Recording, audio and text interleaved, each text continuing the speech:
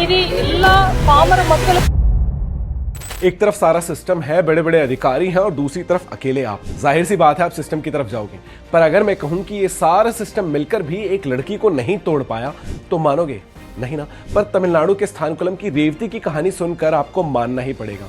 19 जून 2020 तमिलनाडु का Sathankulam police station. Constable Revathi night shift पर थी। वहीं कुछ पुलिस वाले ट्रेडर जयराज और उनके बेटे बैनिक्स को लात घूंसे मार रहे थे। बैनिक्स अपने बाप को बचाने की कोशिश कर रहा था और वो जितना बचाने की कोशिश कर रहा था पुलिस वाले उतना ही मारने में लगे थे। मारते मारते बैनिक्स की ये हालत हो गई थी कि वो अपने पैरों पे खड़ा भी नहीं हो पा रहा था।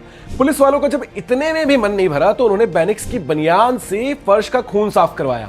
उस दिन को याद करते हुए रेवती कहती है कि मेरी पूरी नौकरी में इतना जुल्म मैंने कभी नहीं देखा था।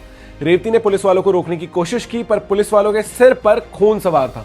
कुछ दिनों के बाद दोनों की मौत हो गई और यहीं से शुरू हुआ वो खेल जिसने रेवती को मुंह बंद करने को कहा। सीनियर ऑफिसर्स ने प्रेशर दिया कि बोल दो तुम बाहर थी, कुछ नहीं देखा। स्टेशन के लोग बार बार मिले, कहा कि झूठ बोल दो, करियर खतरे में है। 21 साल की नौकरी दांव पर थी, परिवार डरा हुआ था, लेकिन रेवती ने सिर्फ इतना सोचा अगर मैं सच नहीं बोलूंगी तो उतनी ही गुनहगार होंगी। रेवती खामोश नहीं रही। उन्होंने बताया कि उस रात क्या हुआ था और उसी का नतीजा था कि 6 अप्रैल 2026 को कोर्ट ने 9 पुलिस ऑफिसर्स को मौत की सजा सुनाई।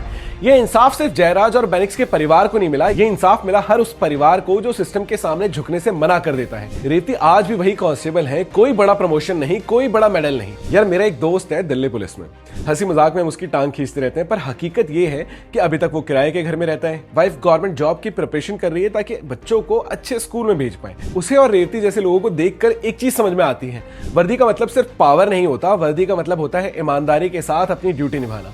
अगर तुम्हारा भी कोई दोस्त या फैमिली मेंबर पुलिस में है और ईमानदार है तो उसके पास ये वीडियो भेजना मत भूलना, क्योंकि ऐसे ही ईमानदार लोगों ने इस सिस्टम को खाने से बचा रखा है।